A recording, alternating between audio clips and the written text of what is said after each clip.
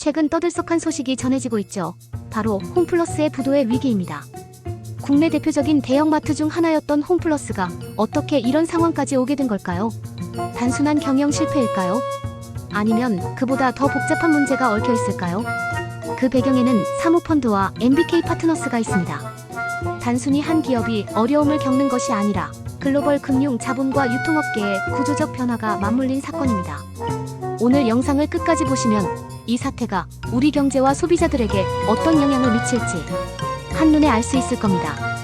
자, 그럼 본격적으로 홈플러스 사태를 깊이 파헤쳐 보겠습니다. 사모펀드란 무엇인가? 먼저 홈플러스 사태의 핵심 키워드인 사모펀드부터 살펴봐야 합니다. 사모펀드는 쉽게 말해 소수의 투자자로부터 자금을 모아 특정 기업에 투자하는 펀드입니다. 보통 대중이 아니라 기관 투자자나 고액 자산가들이 자금을 투자하는 형태죠. 이 사모펀드가 기업을 인수하는 방식이 조금 특별한데요.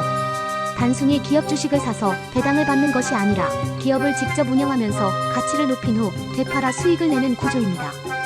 즉, 기업을 단기간 내에 키워서 더 높은 가격에 팔아 차익을 남기는 것이 주된 전략이죠.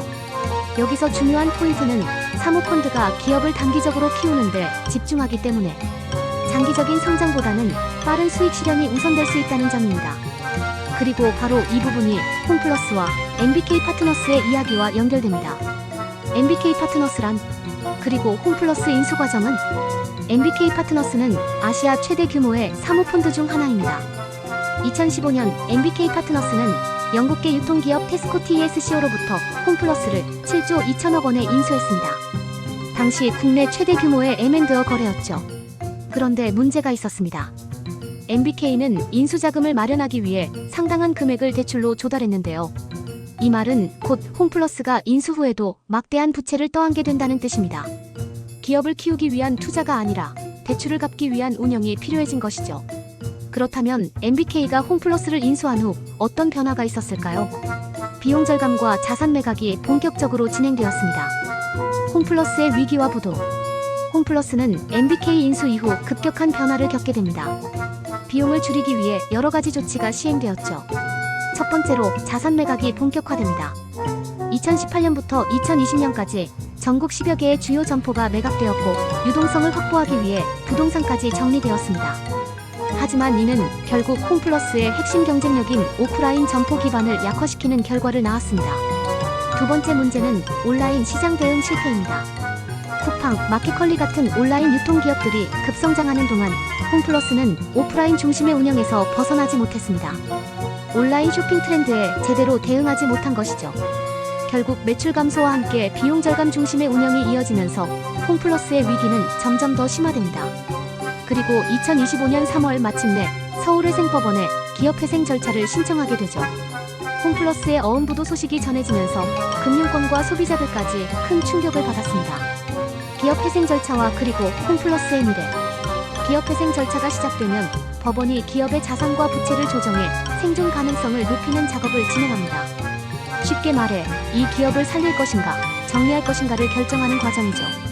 홈플러스 기업회생 주요 내용입니다.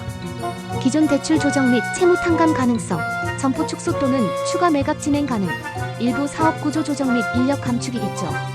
그렇다면 홈플러스의 미래는 어떻게 될까요? 기업 회생 절차가 성공적으로 마무리된다고 해도 오프라인 대형마트 산업의 구조 자체가 변하고 있는 상황이기 때문에 홈플러스가 예전 같은 입지를 되찾기는 쉽지 않을 것입니다. 유통업계 전망과 소비자 영향. 홈플러스 사태는 단순히 한 기업의 부도 문제가 아닙니다. 대형마트 시장 전체가 온라인 중심으로 빠르게 재편되고 있다는 것을 보여주는 대표적인 사례죠. 홈플러스가 진짜로 망한다면 실업자가 10,000명 단위로 발생할 것인데 걱정입니다. 홈플러스의 소비자 혜택 감소 할인 행사 축소, 점포 폐점 등 것입니다. 여러분은 이번 홈플러스 사태를 어떻게 보시나요? 대형마트의 미래, 그리고 유통시장의 변화에 대해 여러분의 생각이 있다면 댓글로 남겨주세요. 그리고 만약 여러분이 이와 비슷한 기업 사례나 추가적인 경제 이슈를 알고 싶다면 어떤 주제를 다루면 좋을지 댓글로 남겨주세요. 여러분의 의견을 반영해 더 깊이 있는 콘텐츠를 제작하겠습니다. 구독, 좋아요, 알림 설정 부탁드립니다.